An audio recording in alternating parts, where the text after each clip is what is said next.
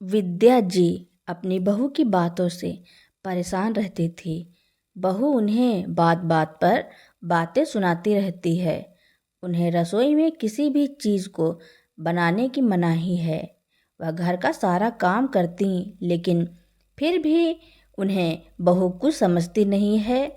हर बात को लेकर तू मैं होती रहती है, जिस कारण बेटा भी परेशान रहता था। ना तो वह अपनी माँ को कुछ कह सकता था और ना ही बेबी को। माधव जी सुबह पार्क में घूमने जाते हैं। वह जैसे ही घर वापस आते हैं, घर के बाहर से ही खड़े खड़े उन्हें अपनी बहू की चीखने चिल्लाने की आवाज़ सुनाई देती है। माधव जी समझ जाते हैं आज घर में फिर से कोई नया कांड होने वाला है। फटाफट से वह घर के अंदर प्रवेश करते हैं तो देखते हैं कि माधव जी की पत्नी विद्या जी चुपचाप से सोफे के एक कोने पर बैठी हैं और बहू उन पर लगातार आंखें दिखा दिखा कर डांट रही थी। माँ जी, मैंने तुमसे कितनी बार कहा है कि रसोई में अपने हाथ से चाय बनाने की ज़रूरत नहीं है। जब मैं चाय बनाऊंगी तब सबके लिए बना दूंगी।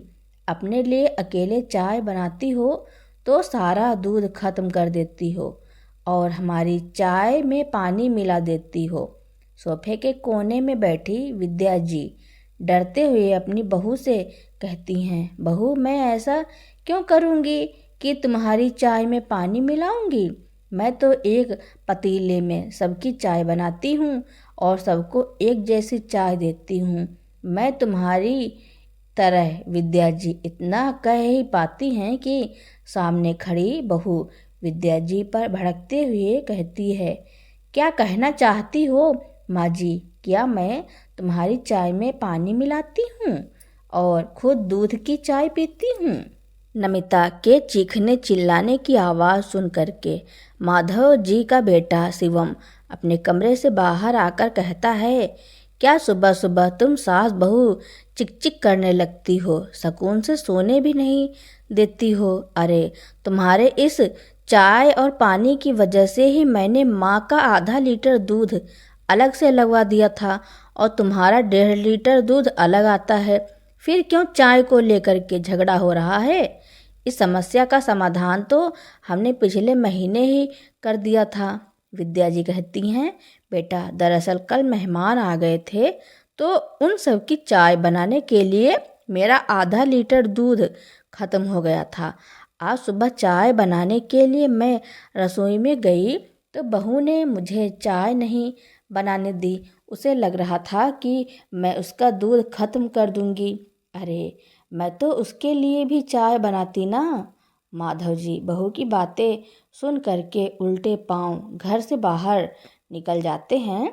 घर के पास ही एक डेयरी की दुकान है। उधर से फटाफट से आधा लीटर दूध का एक पैकेट लेकर आ जाते हैं और अपनी पत्नी विद्या जी के हाथ में देते हुए कहते हैं, यह लो विद्या, जाओ सबके लिए चाय बना लो। विद्या जी दूध का पैकेट लेकर रसोई में आकर पैकेट वाले दूध से सबके लिए चाय बना लेती हैं। तब तक बहू कुछ नहीं कहती है। विद्या जी का यह एक दिन का नहीं था कि जब वह बहू की जली कटी सुनती हों। अब तो बहू की आदत हो गई है हर बात में सास को टोका टाकी करना। अपनी ही रसोई में जाने के लिए बहू से परमिशन लेना, रसोई की चीज़ों को छूने के लिए या उठाने के लिए बहू से परमिशन लेनी पड़ती थी। तब जाकर के वह रसोई में कुछ अपने मन से बना पाती थी। अगर कभी उनका मन करता कि अपनी पसंद का कुछ बनाकर खा लें तो बहू उनसे बहुत गुस्सा करती थी। पिछली बार माधव जी को मूंग दाल का हलवा खाने का मन हुआ था। बहू बाजार गई थी। विद्या जी ने सबके लिए देसी घी से मूंग दाल का हलवा बनाया और अपनी बहू के लिए कटोरी में निकाल कर रख दिया। सिर्फ बहू ही घर से बाहर थी, बाकी सभी लोग घर पर थे तो सबने हलवा खा लिया।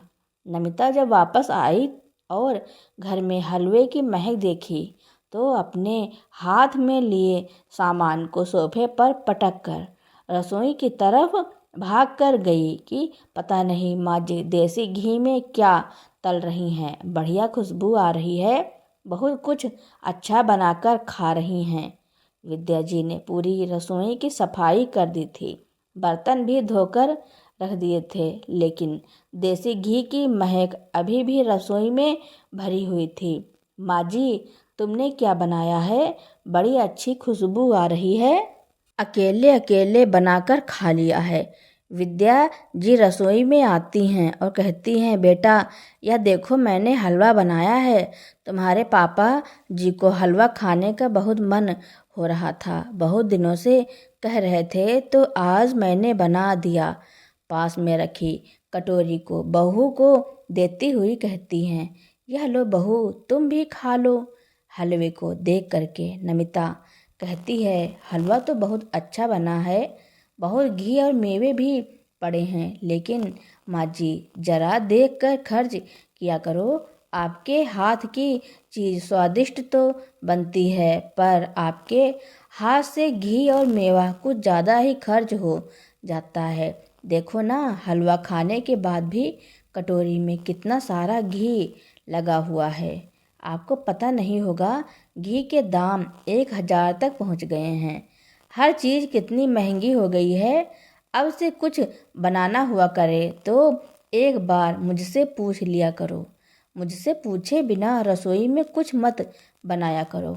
विद्या जी अपनी बहू की बात को सुन करके दंग रह जाती हैं कि अपनी ही रसोई में खाना बनाने के लिए अब उन्हें अपनी बहू की परमिशन लेनी पड़ेगी। कुछ दिनों तक तो उन्होंने बहू की इस बात को अनदेखा किया, लेकिन जब भी वह बहू की बात को अनदेखा करती और रसोई में कुछ बना लेती, उसी दिन बहू घर में कलह कर देती थी। कुछ दिनों बाद होली का त्योहार आने वाला था। घर में साफ सफाई का बहुत सारा काम चलता है। होली पर विद्या जी अपने घर की साफ सफाई में अपनी बहू का पूरा पूरा हाथ बटा रही हैं, या फिर यह कहिए बहू सिर्फ दिखावे के लिए अपनी सास के साथ काम कर रही है, बाकी सारे काम तो वह अपनी सासू माँ को ही पकड़ा देती है। होली के एक दिन पहले नमिता अपनी सास से कहती है कि माँ जी आज मेरी कमर में बहुत दर्द हो रहा है, मुझसे तो चला भी नहीं जा रहा है। ऐसा करना, आप सुबह जल्दी उठ जाना, पूरे घर की साफ सफाई कर लेना, क्योंकि कल होली है तो कहीं भी नहीं रहनी चाहिए। मैंने दलिया निकाल कर रख दिया है।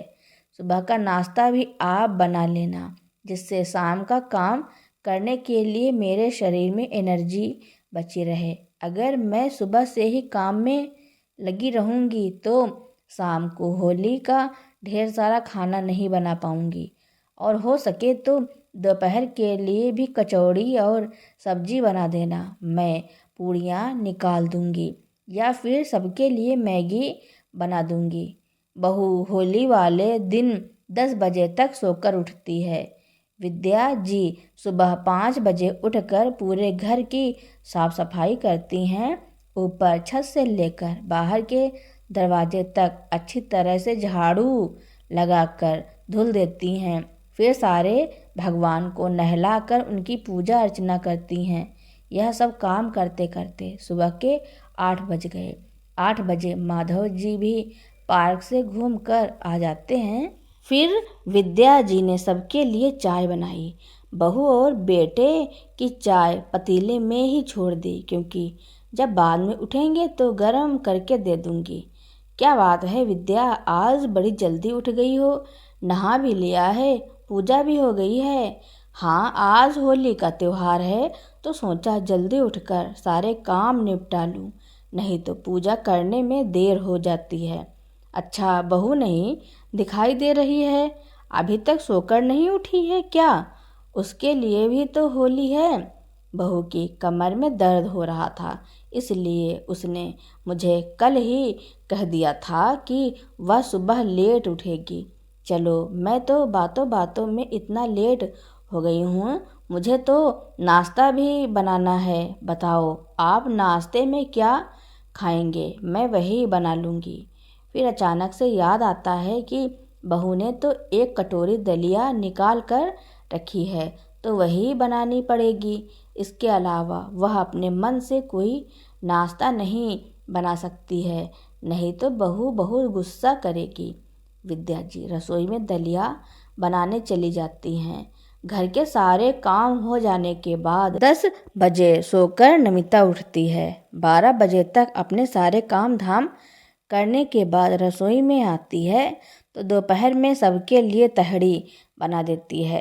तहड़ी खिलाने के बाद फिर से अपने कमरे में जाकर आराम करने लगती है और अपनी सास से कह जाती है, मम्मी जी मैं थक गई हूँ, थोड़ा आराम करने अपने कमरे में जा रही हूँ। आप ऐसा करना, शाम के खाने की तैयारी कर देना, होली में कुछ मेहमान आएंगे। मुझसे तो अकेले सारा खाना नहीं बनेगा, ना ही मैंने सारी सब्जियां निकाल कर रख दी हैं। आप सारी सब्जियों को काट कर रख देना, सलाद काट देना, आटा लगा देना, मसाले भी पीस कर रख देना, फिर मैं आकर के खाना बना दूंगी। सुबह 5 बजे से उठी विद्या जी काम करते करते थक गई थी। अब उनकी कमर में सच में दर्द होने लगा था, क्योंकि उनकी तो उम्र भी 65 साल के करीब है। अब इतना काम उनसे नहीं बनता है, लेकिन वह तो तीज त्योहार के चक्कर में बहू ने सुबह से कामों में लगा रखा है। माधव जी अपनी पत्नी से कहते भी हैं, विद्या तुम क्यों सुबह से इतने सारे काम कर रही हो, कुछ काम बहू को भी दे दो। बहू तो आराम से सोकर 10 बजे तक उठी है और तुम 5 बजे से कामों में लगी हुई हो। और शाम के लिए भी बहू ने यह सब तुम्हें बोल दिया है, और जब खाना बनाएगी तो पूरा श्रेय खुद को देते हुए बोलेगी, आज सारा काम मैंने किया है, मैं थक गई हूँ। हर त्योहार पर ऐसा ही होता है कि बहू बीमार पड़ जाती है, फिर सारा काम तुम्हें करना पड़ता है। ऐसे कब तक चलेगा? मुझे सब समझ में आता है, इतना सब काम करने के बाद भी तुम परायों की तरह उस रसोई में काम करती हो, अपने मन से कोई एक सब्जी भी नहीं बना सकती हो। जितना बहू ने दिया है उतना ही काम तुम्हें करना होता है।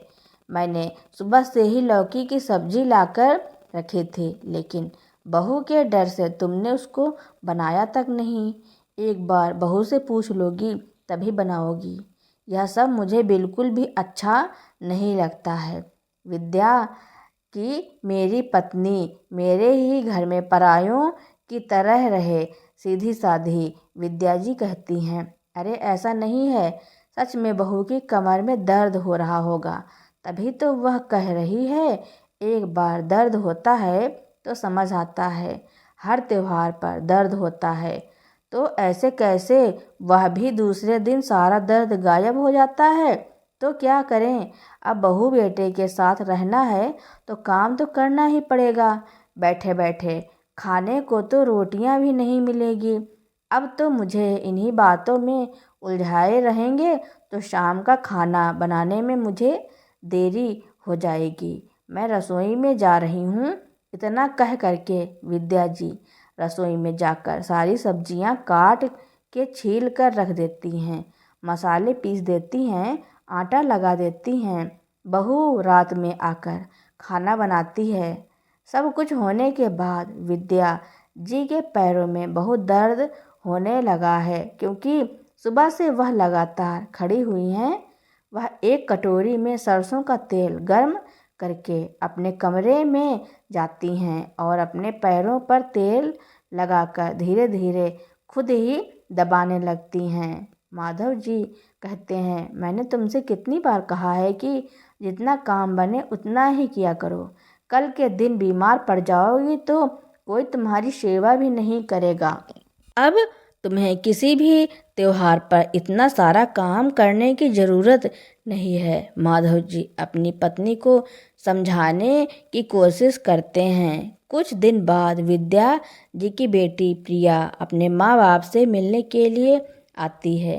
प्रिया का ससुराल अपने मायके से ज़्यादा दूर नहीं है, पास के ही शहर में है, इसलिए वह सुबह 10 बजे ही अपने मायके आ जाती है।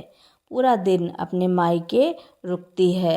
सुबह 10 बजे आने के बाद देखती है कि भाभी तो अपने कमरे में बैठकर फ़ोन चला रही हैं। भैया की भी छुट्टियां चल रही हैं तो वह भी अपने लैपटॉप पर काम कर रहे हैं। माँ रसोई में जा करके सबके लिए नाश्ता लगाती हैं। सभी लोग नाश्ता कर लेते हैं। 12 बजे के बाद भाभी नहाने के लिए चली जाती है। तब तक उसकी माँ सबके लिए खाने की तैयारी कर देती हैं। भाभी बस आकर के रोटियां बनाती हैं, क्योंकि माँ ने तो सब्जी वगैरह सब कुछ पहले ही बना कर रख दिया है। रात का भी कुछ ऐसा ही हाल होता है। भाभी आराम से अपने कमरे में अपने मायके पर फ़ोन पर बात कर रही हैं और उसकी माँ रसोई में खड़े होकर के सबके लिए खाना बना रही हैं। और अब तो नमिता और भी काम नहीं करेगी, क्योंकि विद्या जी की बेटी आई है तो वही रसोई में जाए और वही सारा काम करे। यह तो नमिता का हमेशा का नियम था। सबका खाना बनाने के बाद विद्या जी थक जाती हैं। उनके पैरों में बहुत सूजन आ जाती है। फिर से सरसों का तेल लेकर अपने कमरे में पैरों की मालिश करने लगती हैं। प्रिया अपनी माँ के कमरे में आती हैं। माँ के सूजे हुए पैरों को देखकर कहती हैं, माँ आपके पैरों में तो कितनी सूजन है, आप इसको डॉक्टर को क्यों नहीं दिखा लेती हो। अपनी बेटी की बात सुनकर माधव जी कहते हैं, बेटा मैंने तुम्हारी माँ को कितनी बार मना किया है कि रसोई में खड़े हो करके ज़्यादा काम मत किया करो। अभी होली के त्यौहार में 4 दिन से बराबर खड़े होकर के काम कर रही हैं। देखो पैर कितने सूज गए हैं। बहू से किसी भी काम के लिए मना नहीं कर पाती हैं। अगर मैं कुछ कहने के लिए होता हूँ तो मुझे भी मना कर देती हैं। ऐसे कब तक चलेगा? जब तक हाथ पैर चल रहे हैं तब तक तो ठीक है, जिस दिन नहीं चलेंगे तब कैसे काम चलेगा। बहू को एक ना एक दिन घर के सारे काम तो करने ही पड़ेंगे। कभी ना कभी तो उसे इस घर की जिम्मेदारियां संभालनी पड़ेंगी। इस तरह कामचोरी से कितने दिन काम चल जाएगा। प्रिया कहती है, माँ यह बात तो सही नहीं है कि आप इस उम्र में भी रसोई में पूरा पूरा दिन लगी रहती हैं। मैं सुबह से आई हूँ और देख रही हूँ कि सारा काम आपने ही किया है। भाभी ने तो सिर्फ हाथ लगाया है। कोई बात नहीं बेटा, नई नई घर में आई है, धीरे धीरे सब समझ जाएगी। माँ भाभी को घर में आए हुए पूरे 2 साल हो गए हैं और आप कह रही हो नई नई आई है।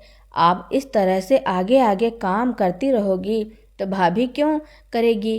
अरे जब ज़रूरत होती है तब उनकी मदद करिए। मैं इसके लिए आपको मना नहीं कर रही हूँ, लेकिन पूरा काम आप करें और भाभी सिर्फ नाम का काम करे, यह तो सही नहीं है।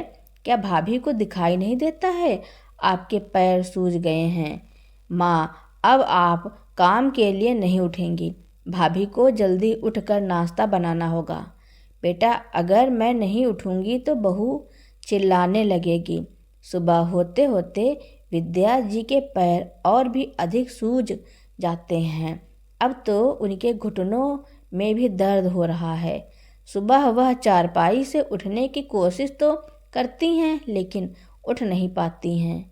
प्रिया अपनी माँ को सहारा दे करके वॉशरूम तक ले जाती है, वापस चारपाई पर आकर लेटा देती है।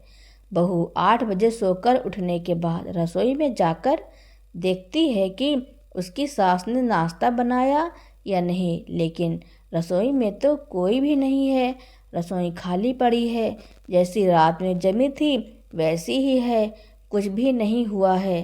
सास के कमरे में जाकर पूछती है क्या हुआ माँ जी, आज तुमने नाश्ता क्यों नहीं बनाया? बहू, मेरे पैरों को देखो, कितनी ज़्यादा सूजन हो गई है। अब तो मेरे घुटनों में भी दर्द हो रहा है। मुझसे अब नाश्ता नहीं बनेगा। आज नाश्ता तुम ही बना लो। हाँ भाभी, माँ के पैर कितने सूज गए हैं। एक बार भैया से बोलकर इनको डॉक्टर को दिखा लो। नमिता कहती है, इसमें डॉक्टर को दिखाने वाली क्या बात है? दीदी, पैर ही तो सूजे हैं, इसके लिए मैं पास के ही मेडिकल स्टोर से दवाई मंगा देती हूँ। खा लेंगी, आराम मिल जाएगा उन दवाइयों से। विद्या जी को बिल्कुल भी आराम नहीं मिलता है। वह दिन भर अपने बिस्तर से उठ भी नहीं पाती हैं। माँ जी, आप ऐसे पूरे दिन बिस्तर पर पड़ी रहोगी तो घर के काम धाम कौन करेगा? मुझसे नहीं होते हैं इतने सारे काम। दवाई खाने के बाद आराम मिल गया होगा। आकर रसोई में मेरी हेल्प करो। पास में बैठी हुई प्रिया अपनी भाभी की बातों को सुन लेती है। उसे अपनी भाभी पर बहुत गुस्सा आता है कि माँ की तबीयत भाभी को दिखाई नहीं देती है, बस काम दिखाई देता है। वह अपने पिता जी से कुछ बात करती है और भाभी के पास आकर रसोई में कहती है, भाभी, मेरे शहर में एक बहुत अच्छा डॉक्टर है जो कि घुटनों के दर्द का इलाज करता है। सोच रही हूँ मम्मी को उधर ही लेकर चली जाऊँ तो उनका इलाज भी करा दूँगी।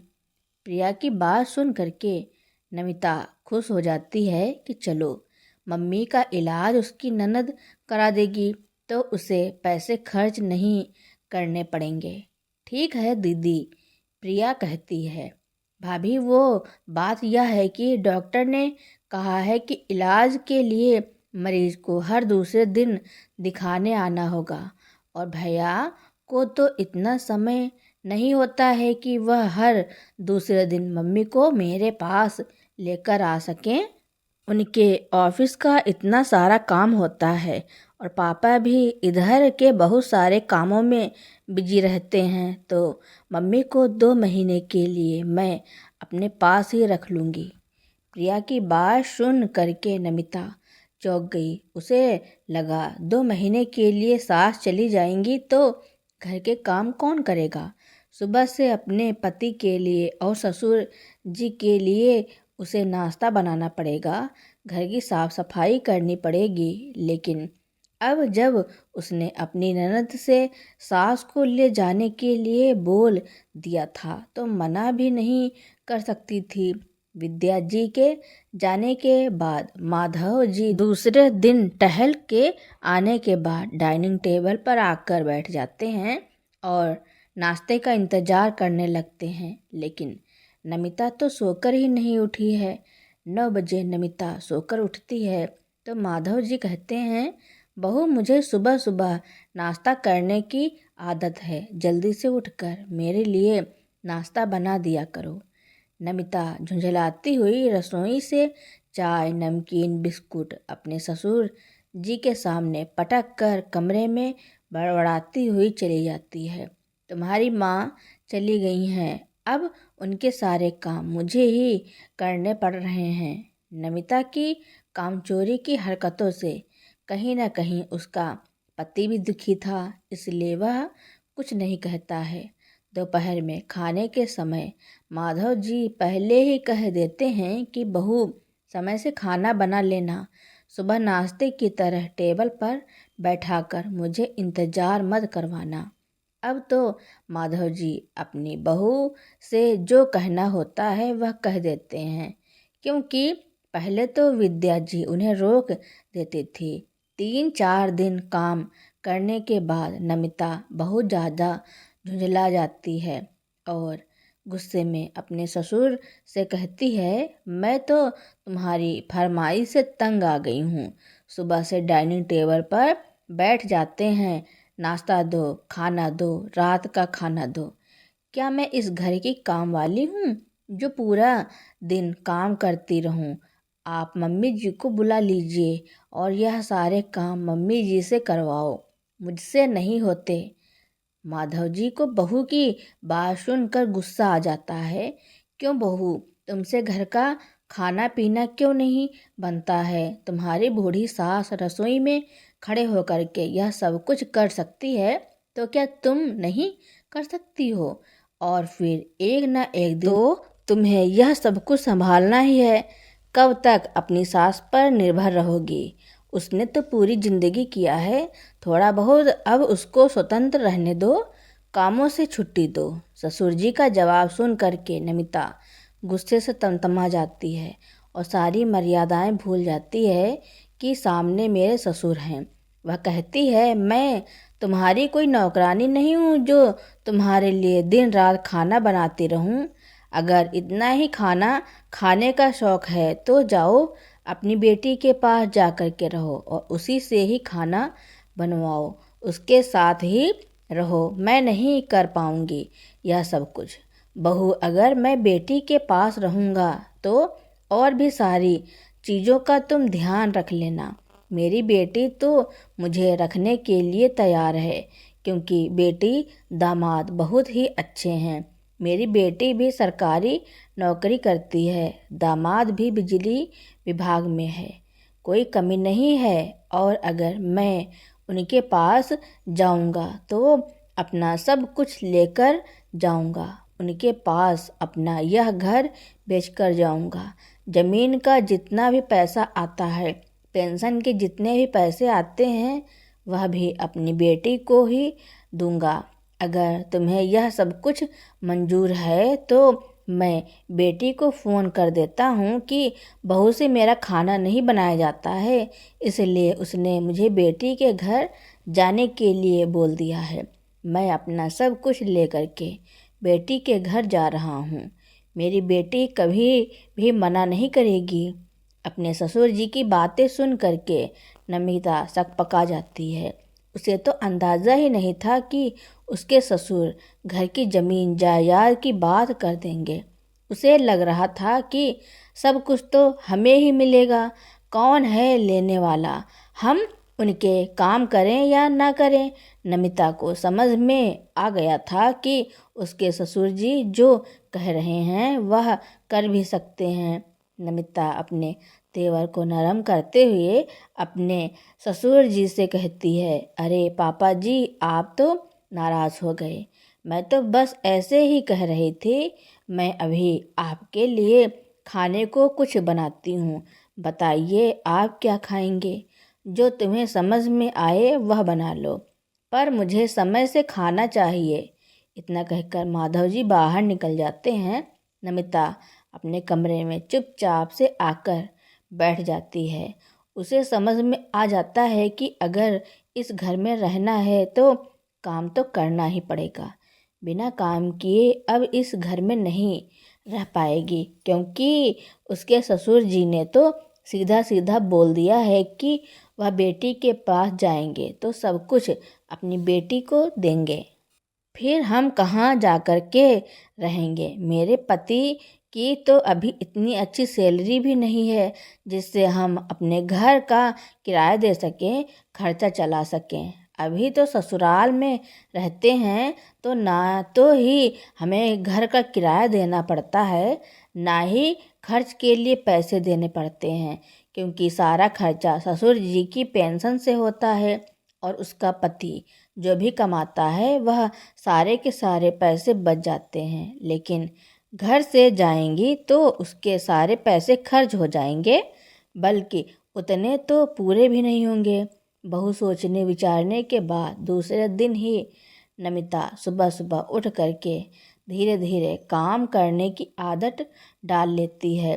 2 महीने बाद विद्या जी जब अपनी बेटी के घर से अपने पैरों का इलाज करा कर वापस आती हैं तो सुबह देखती हैं कि बहू रसोई में नाश्ता बना रही है।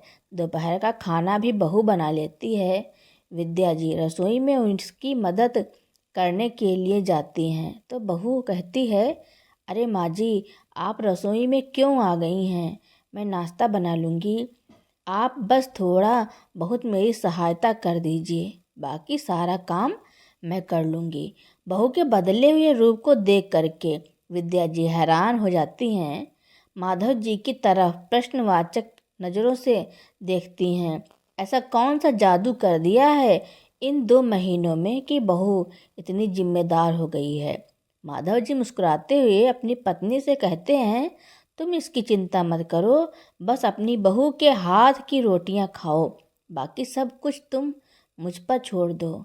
कुछ काम ऐसे होते हैं जिनको आप नहीं करेंगे तो वह जीवन भर नहीं सुधरेंगे, लेकिन अगर आप उनको सुधारने की कोशिश करेंगे तो सामने वाला भी अच्छे से रहेगा और हम भी पूरे मान सम्मान के साथ अपने घर में रहेंगे। अपने ही घर में मान सम्मान के साथ रहना है। अब बहू अपने सास ससुर को समय से खाना पानी और उनकी खूब सेवा करती थी।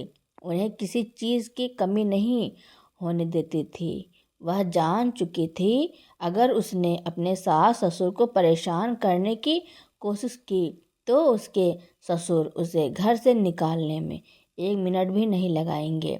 वह जानती है कि उसके पति की इतनी सैलरी नहीं है कि वह घर खर्च और घर का किराया उठा सकें, इसलिए मन से उनकी सेवा करती थी, किसी चीज़ की कमी नहीं होने देती थी। तो दोस्तों, माधव जी ने अपनी बहू को सबक सिखाने के लिए जो किया उसके बारे में आपका क्या कहना है और यह कहानी आपको कैसी लगी कमेंट में ज़रूर लिखना। मेरी कहानी सुनने के लिए आपका बहुत बहुत धन्यवाद।